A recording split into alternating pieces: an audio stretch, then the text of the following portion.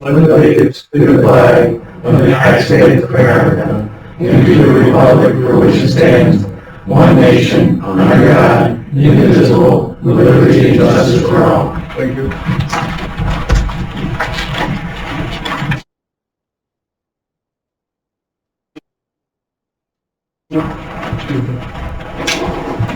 I make a motion to approve first. Second. First and second. Any discussion? All in favor? Any opposed? Okay, thank you. First up, we have a resolution fixing a time and place for a public hearing relative to the proposed Oswego County Law number 1, the year 2024, titled the local law creating Department of Information Technology for the County of Oswego. What do you want to say on that, Phil? Yes, this updates our technology department. As you know, it's called Central Services, kind of an outdated, just like we used to call personnel, now it's human resources. So it changes the name to the Information Technology Department. It also codifies some of the best practices we've been putting in place over the last few years regarding cybersecurity, consolidating authority over the computer network systems, software and hardware systems under one department rather than it being scattered and that, you know, we used to have IT departments and a couple of departments as well. We were ahead of the curve in that, you know, when the legislature said let's get it all under central services a few years ago. This decentralized IT was one of the causes of the Suffolk County breach that's cost them anywhere, they've estimated between $6 million and $17 million to fix. So this will allow central services to an IT department to, you know, it puts into the local law what the duties of the IT department are and the IT director, which reflect some of our policies we've written in terms of being able to review the software and hardware that is coming into the county, how it's configured, make sure it's compatible, make sure it conforms with security measures. I don't know if Greg has anything he wants to add to that. A lot of this, some of this was based out of study or task force that Greg was appointed to look at cybersecurity across the state in the wake of Suffolk. I think I would I just kind of echo what Phil said, but also emphasize what came out of has come out of a number of the IT task force ad hoc committee that was created by NISAC. And there was recently, I think, the next version of some recommendations that came out of that committee. I think maybe that was made available at the latest NISAC conference, or will be shortly. And consolidation of IT departments under a central authority, for lack of a better term, was one of the recommendations in that document coming from the committee. I think is consistent with the state of cybersecurity and also just governance of information technology resources. They're so integral to operations, having centralized facilitation of the administration and setting strategy and in policy and procedure. It makes good sense. I'm certainly not looking to take on any more headaches than I already have, but we've pretty much done this already, and I appreciate the legislature's support in that. It has made the job a lot easier for sure. And I'm inclined to think, and perhaps with the permission of the legislature, that this law would be shared. I would share it with the IT task force as well, and it might serve as a model for other counties that have interest in going this route, that I think are going to have perhaps much tougher battles to fight, because we had 3 IT departments. Some of these other counties have, I don't know, I think Suffolk has something like a dozen. I'm not sure where they are in terms of getting those consolidated, but this is a kind of a culmination of progress that's been made over the last 8 years here, and But there's more to do, but this is getting things codified, and also updating the name of the department. We're, I think, probably the only county in the state where there's a director of central services. It's either chief information officer or IT director. So I don't object to my title being updated either. That'll be nice as well. So thank you, appreciate it. One of the things to emphasize on that we've been doing the right thing over the last few years in centralizing. One of the contributing factors in Suffolk was there was an overall IT department, but the department that was hacked had its own IT department, and there were turf issues. And when that attack came, the director of that smaller IT department didn't have the resources of the broader department, but he also didn't bother to report it for 8 hours. The overall IT department. So this is why, a good example of why a unity of command concept is better. Okay, thank you. Yes. Will this consolidation, in your opinion, in the immediate future, require an increase in number of employees to support it? No, not subsequent to this. If I were to ask for additional positions, it would, I think, just be necessary due to expansion of scope for, organizational reasons, or if there's new technologies, things like that. But we're consolidated now, so really the scope of the department's not changing. I have an additional position that was added this year. In any event, I could probably use 10 more people and keep them busy, but I'm not asking for that anyway. So no, the answer to your question is no. Thank you. Okay, we're looking for a person in a second. Second. Person second. Any other discussion? Brian. So basically, we're renaming the same department you've got now. I would. The reason I'm asking, okay, is I've got the 2024 mission statement here, and it's Information Technology Department. So all we did is put the department in front of Department of Information Technology. Officially it's called the Department of Central Services. But I know, I see what the narrative says. this is what it says in the 2024 budget, says what we're doing. Okay, he's director of IT. Mhm. Okay, so I just, we're just renaming the department. Renaming the department, but also codifying into the local law that describes that department our current policies and practices. The only thing I didn't like on the narratives were the fact that if the director so wants to choose a deputy director, that would be possible. And I'm not in favor of deputy director. I just look at what we're doing, and I don't see, because everything we say we're doing, we're already doing. You've done a great job of keeping us out of trouble for, so many years. So I'm just wondering why we're going to rename it. That's all. But okay, I'm not on the committee, so. We're moving forward to the future. Well, I don't know about that. I have a quick question. Artificial intelligence programs, have you ever been involved with those or seen them or understand them a little bit?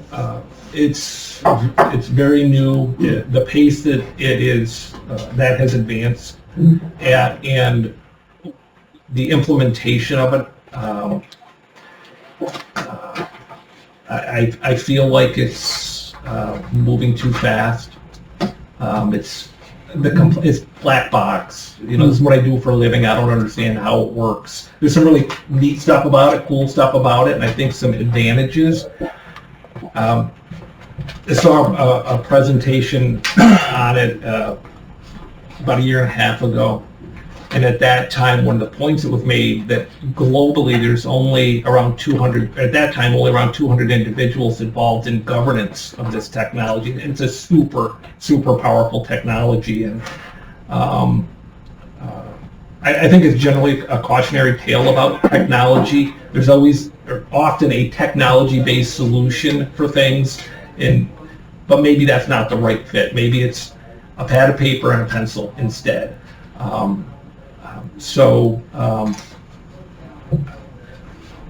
There's there's a program being looked at by a department that is AI based, and my input to the team was, I don't want to stand in the way of it, but I don't feel like I know enough to say yes or no. We need to be cautious about it and understand it, and continue to learn about it for sure. Yeah, there's a presentation on the AI program that DSS is considering today at 1 o'clock. Okay. So, that is a, AI program that is basically, it's a phone answer, things like that. So Is that gonna be here? that will be here, yeah. Yeah, that was my question. Will you be involved with that proposal? I won't be here this afternoon, I have to be out this afternoon. Will you be involved with the proposal of that system? Eyes and ears? He has been, you've met with DSS over this, right? I have, and I talked with the vendor, and, I mean, I generally understand what it's proposed to do, and, like I said, it's complex. I don't understand how it all works. You know, the broader system like ChatGPT, which you've probably all heard of, that gets its information from the internet, and we all know that there's all sorts of information on the internet, and we need to be cautious about it for sure. Okay, any other discussion? All in favor? Aye. Anybody opposed? Thank you.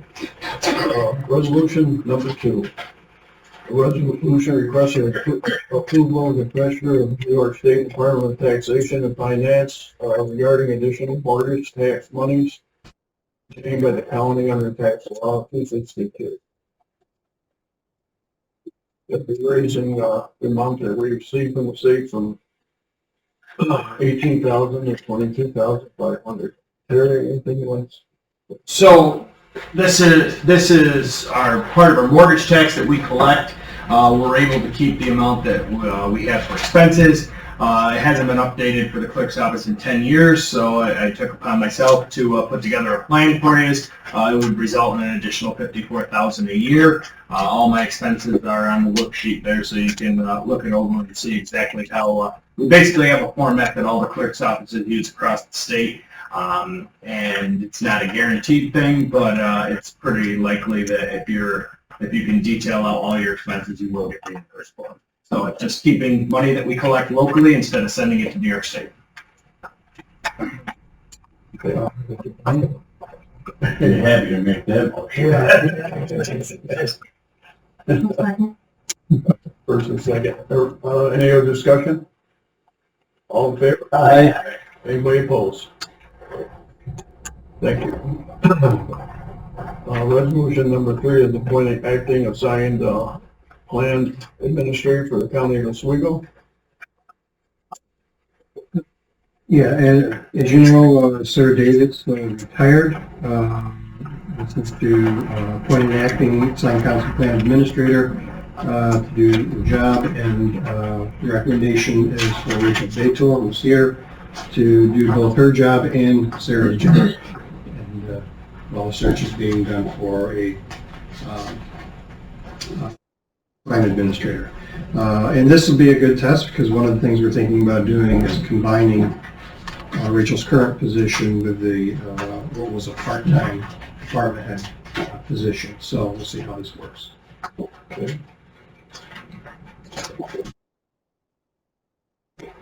I'll make the motion. Have a first, second. Any other discussion? What it begs me to ask you, as long as the public defender's here, is how is the department coming together as far as your caseload and your attorneys that you've been looking into? We're up to 1,200 cases. I think we have about, I think we have about 600 new cases this year. I think we're taking about 80% of the cases come in. We're still short about 4 attorneys. I have 2 attorneys who want to work here, but there's some salary issues going on with that. I just did the recruitment through about 6 law schools. I do have a lot of interest from the law schools, especially the kids graduating, to come work for us. The issue with that is they won't get admitted to the bar until next year. So, but we have ways around that. So hopefully, if I can get the 2 now, if I can work the salary out, I'll be 2 away. If not, hopefully I will have enough graduating law students in the summer starting, but they'll be working under other attorneys' licenses and stuff, but they'll be able to do that. So either way, I think I should by the summer have everything.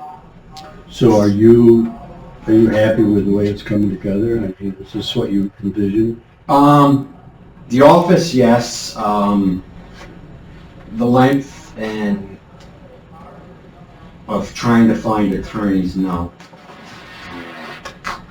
It's, I talked to the college law students. It's an underrepresented community, especially with board. There's just not that law-based down here, so we have to search far and wide. And that's why I've been able to get a couple lawyers out of New York City to come up here and stuff like that. So we have to cast a wide net. You have to get somebody who's really committed to public defense, public interest. That can be hit or miss.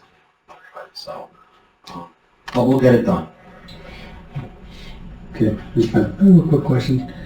Last month it was 85%, this month 80 to... Well, it's an approximation. I mean, 85%. I'm not, I don't have the exact numbers in front of me, but it's in that area. Last month, the 2 attorneys, it was going to come on, are they on now? No. I thought they was working part-time, they was going to be on the last, when we talked last month. Well, they wanted they have different salary expectations than what's been offered. So, So the ones that were originally committed, they're not committed anymore, is that the deal? No, they're still waiting to hear. I've been trying to get the salary offers a little higher. What's been happening is they're demanding, despite qualifications and experience, we set up that matrix that we all agreed on. Scale. And we're still having people demanding higher than what that range allowed. And at NISAC, meeting with my peers, same thing, everybody's having trouble finding players. Yeah, I'd like to follow up with Rachel, how the caseload is going on the department's running.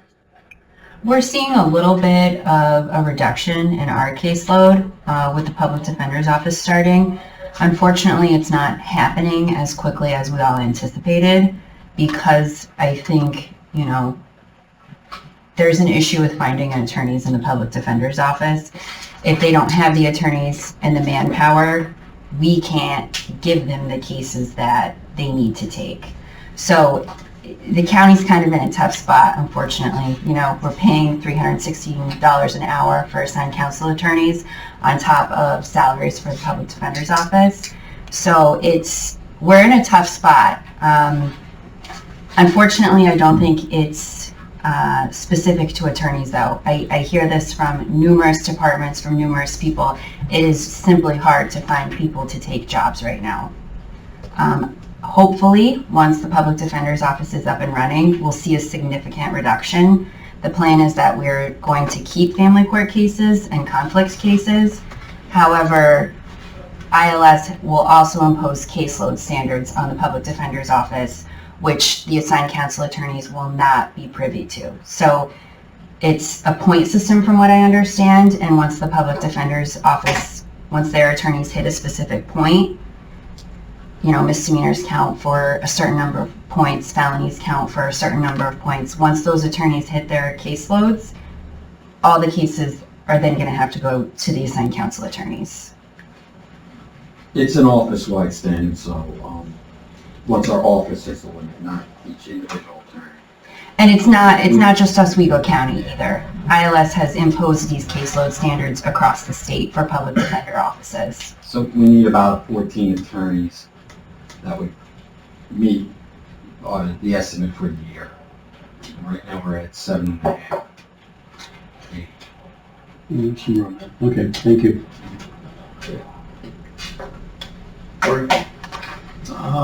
The question is, I'm just wondering, is there any reason why we're only appointing Rachel as acting assigned council plan administrator, why we're not appointing her as? The chairman's appointed a search committee, so it's simply not to assume there will be anybody else.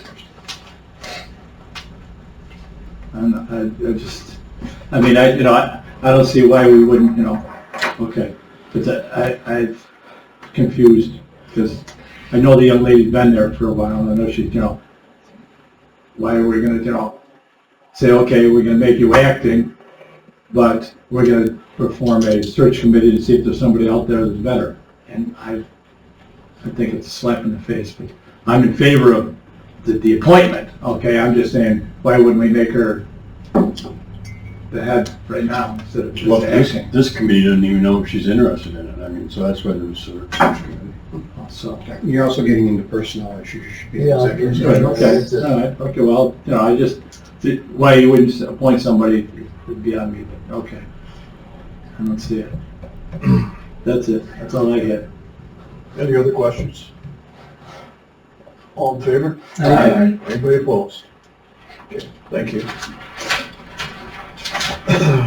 We move on to GC4, it's a resolution appointing certain individuals to the Oswego County Industrial Development Agency.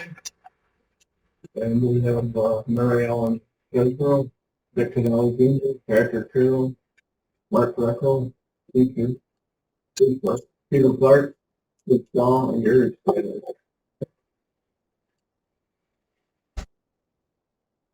I'll make that motion. Second. First and second. Any discussion on that? I think that's a good list of people in the community that is going to be joining that group. Very good. Right. How many openings were on the? How many openings were there? Thank you. 3? 2 or 3. And the 3 new ones are Mary Ellen, Mark, and who else? Mark was already in. Mark was on, yeah. Pat? Pat Carroll. Pat and Gary. Yeah, Gary Standard and Mary Ellen. And, I've asked the question before, I've asked the county attorney why there isn't a stipulation anywhere that a member of the minority caucus wouldn't be placed on this board, because I don't see anybody on there that's from the minority caucus or from the minority in Oswego County, because I believe the gentleman that just stepped down, because there's different avenues, but I'm not going to be in favor of these people, only because you've not asked anybody from the caucus, from the minority caucus, to be on a committee that, it's supposed to be representative of all of Oswego County, and it's not. Okay, it's not representative of all of Oswego County. You do not have a member from the minority caucus on there, and you've got 2 members from the majority caucus on there. And that's not right. And you guys know it's not right. But, you guys got the votes. You guys will do what you want to do, and not right. I will not be in favor of this. We'll be putting names forward. Thank you very much. Any other discussion? All in favor? Aye. Anybody opposed? Okay. Thank you. Now we're moving into a reporting department. It's got weights and measures. I've got Jamie Comstock here today. He's our director of weights and measures, and his report is in your packet, and he'll say a few words if you have any questions. And that, but This is the report that goes to Albany every year. If anybody has any questions on anything, I'd be happy to answer them.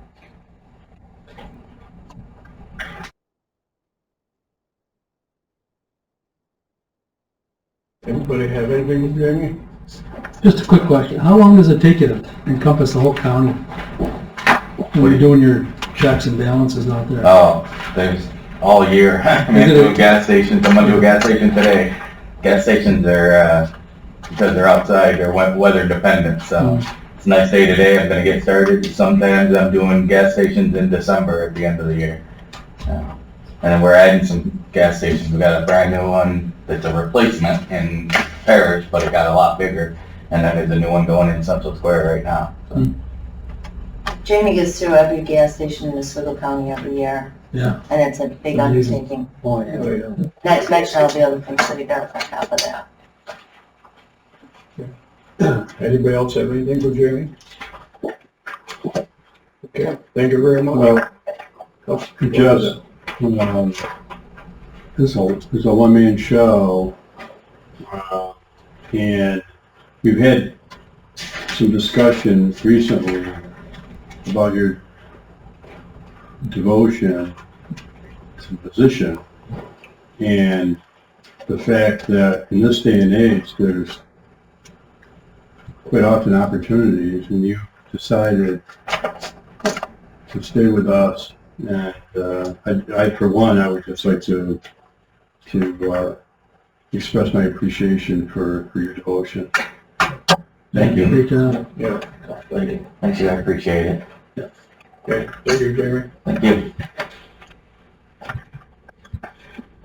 Next up, we have the county clerk, department updates. So everybody should have my yearly report there. Just hit the highlights. In the second year, in my term that we just completed, we have continued to move the department forward, both technologically and customer service-wise. We have done, we're doing currently approximately 70% of our filings online through e-filing, which is a whole change from how we used to operate in the county clerk's office, and I just want to commend my staff for rolling with those punches as they're throwing at us, because it does get a little difficult when you don't have the paper in front of you and you have to work between your two screens. So it is the way of the future, and we're embracing it. We continue to diligently work through the increased number of pistol permits. Since 2018, we pretty much have doubled those numbers. As most of you can tell or have experienced, there was a little bit of a delay in the approval process of them, but we are catching back up at this point. We've also, a couple things over in DMV. I asked for a senior motor vehicle clerk in our budget so that we can make our motor vehicle courier more knowledgeable and better prepared when talking to our dealers when she's out there collecting all of the transactions from the various dealers across central New York. It also goes along with my philosophy that we need to be cross-trained for every department. So what you're seeing in the clerk's office is the person that works on the front counter can also drop everything and work in our court records department as well as our large records room. In motor vehicle, when it comes to the senior motor vehicle clerks, they're able to open and close an office, which is a quite lengthy process, an in-depth process, but they're also able to go out and act as a regular motor vehicle clerk as well. So cross training has went a long ways in my eyes. One thing that we have seen is the retention of employees has kind of dropped or increased a little bit from where it used to be. I know they have a great boss, so that's probably one reason they're staying, but, but in all honesty, we're really giving them a little bit more responsibility and training them a little bit differently, and I think it's making that big of a difference. Now, we have lost a couple employees just recently, which is going to hurt a couple of my senior, but we will work through that and hope that we have better outcome in the end. If you're going through the packet, I just want to go through a few highlights. As you can see, motor vehicle revenue was on the county clerk expenditure and revenue that was up slightly. Our expenditures were down slightly for that portion in 2023 compared to 2022. Our overall, we are down about 100,000, but I will tell you later on in the packet, next page over, page 10, it says at the bottom of the financial summary, the big thing that cost us some money this year is interest rates. Not as many mortgages have come through the offices, So our mortgage tax, just that number alone, that's what we disperse to our cities and towns and villages. That was down $500,000. So that right there shows you what's going on with the economy. When the interest rate's up, nobody is, or not that many people are going out and getting new mortgages or refinancing. So that number has really affected us. Everything else, for the most part, whether it be passports, motor vehicle fees, or and even with pistol permits, is kind of held where it should be. I say should be because this was $118,000 last year, or 2 years ago, and last year was at $66,000, which is coming back down to where more of our normalcy will be in that line. One thing I do want to highlight is the Easy Pass line. That was an easy $4,200 that we implemented and was able to bring in. And these add up to dollars, and as a service fee-based office, we want to make sure that we are collecting all the pennies we can so that we can keep your cost to the county down and the taxpayers. Just want to round out the whole discussion by the last page, which is our dealer and corporate account transactions. At the bottom, something we added today, or added this year, was our total transactions per office. As you can see, we did 131,000 transactions in our DMV offices, our 3 locations throughout the county. I would be remiss if I didn't take this opportunity to thank my staff. I have the best, I think, the best employees in the county. They're always there. They show up. They do. They work hard every day. We do like to have a little fun here and there, but I got to tell you, I hope I'm not jinxing myself. In my 3rd year, I dreaded what DMV was going to give me because I've heard from other county clerks that DMV is a headache. But I have to tell you, I have had 2 complaints out of my whole office in 2 years and 2 months, and now I just jinxed myself. But I have to tell you, the mentality with my employees is unbelievable. And if you see somebody and they give you a good service, please tell them thank you. That goes a long ways. I also want to thank my part of my management staff that's with me today. My first deputy, Matt Bacon. Of course, he's 3rd generation deputy and has worked for 3 county clerks and has been the acting county clerk twice. And I keep telling him he might have to be an actor for me, who knows. And then my deputy of operations, Nancy Belcher, she handles the finances inside of the office. As you can see, $21 million runs through her and the senior account clerk that we have. It's a lot of work, as many of you know, and a hats off to them. And I also want to introduce our new Director of Records Management, who will be, who the legislature graciously allowed me to start a new records management plan and software for our county for interdepartmental files. So Corey Rutherford joined us a couple weeks ago. He's off and doing great things already, and I'm happy to have him. So if there's any questions, I'll open it up to that, but I do want to thank the legislature for the opportunity to have the employees I have and the resources that we have to make the job work for our constituents. Anything? Questions for Terry?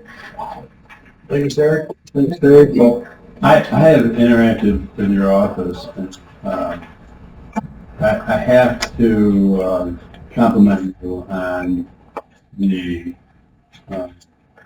staff's helpfulness. I mean, not only did they answer my questions, but they went above and beyond out of their way to, and I don't believe they knew, the legislature fact that happened. So I can reflect on what a lot of it said today. So keep up the good job, and they got it very good. Thank you. Okay, next up we have Strategic Initiative Department updates. Dave? Yeah, so we're talking to 2 broadband companies, looking forward to potential grant application with the state in April. We have recently had some good conversations with DEC, Environmental Facilities Corporation, regarding our funding gap for the Phoenix wastewater treatment project. Town of Hastings has been working with us to do a study on potential initiative that could help tie a bunch of rural communities together without adding a treatment plant, but adding a trunk line potentially. They just got approved for a grant to do that study, so that's come together as well. Any questions for Dave? Frank? Dave, is there on the website, is there a showing of the distribution of all the monies that we had with ARPA and how they, how much we have left, both, for what is, at the county, what we can do inside versus what we did outside, what we have left? Is that on there, or do we have to foil it? It's not broken down that way, but there is a list of every project that's been approved and under contract. Those are all on there. But what about the money we had to spend, forget how much that was? Just, The balance that remains that has to be obligated by the end of this year. right, I don't have the internal number, but there's approximately around 2 million, so on the external side. okay. And Phil, So I would. requests come up every day for new uses of the internal fund, so it's a kind of a moving target. We can have that for you anytime. So if I ask for that, I can get a copy of that, though. Sure. Thank you very much. That's it. Okay. Any other questions for Dave? And I have great staff, both. It's easier to take care of too. Okay, I gotta run to a call about sewers. okay. Join me. Thanks, Dave. Next up, we have real property, department updates. Thank you, Mr. Chairman. I'm behind you today. So we don't really have many updates. I did want to mention that last week I was at the County Property Directors Conference, which is across the street from ISAC, and there were some updates from the state, but nothing that really hasn't already been reported to us as far as changes for, the auction and foreclosure process and other laws like that, that I think we're already pretty much aware of. The state did announce that they are forming a new committee, temporary committee to work on the replacement for the real property system, which is what we use and the assessors use to record property data. They've been working on it for a long time now, but they said that it is 60% done with design and working into application development. And this new group is called the Real Property Constituents Group, made up of only county directors and assessors, 6 county directors, 6 assessors. I'm one of the county directors who was appointed to the committee, so hopefully I'll get some good feedback into this development process. Other than that, I also have a great staff. Oh, and Terry's report always reminds me every year that I have to get working on mine. Mine follows the assessment year, so that ends June 30th. So my report will be out in July for you. Good, thank you. You're welcome. Any other questions? I have a question. Sure. The city of Oswego just did their total reassessment for the city. Who mails out that information? Do we do it here, or is it done from? Are you talking about the impact notices that say what the new assessments are going to be? The city of Oswego does that. They've been working with GAR, a reappraisal firm, and I believe GAR is actually mailing out them. Okay. And I thought they did it this weekend. Yeah, I haven't seen them, that's all. Yeah, Just you curious. might have one today. Okay, cool. I think. Good luck. Best of luck to you. Might not like yours. Yeah, really. We'll see. Any other questions? Okay, thank you. Next up, we have the public defender department updates. I don't think there's anything besides what I answered out earlier. Okay, thank you. Questions? All right, next up, we have the assigned counselor. No updates other than what we discussed earlier. Okay. I kind of jumped the gun on Yeah. You're all set. All right. We're gonna need a motion to go into, executive session for proposed or pending litigation regarding Addis Ethanol Fulton LLC and tax property matters. Second. Motion second. Aye.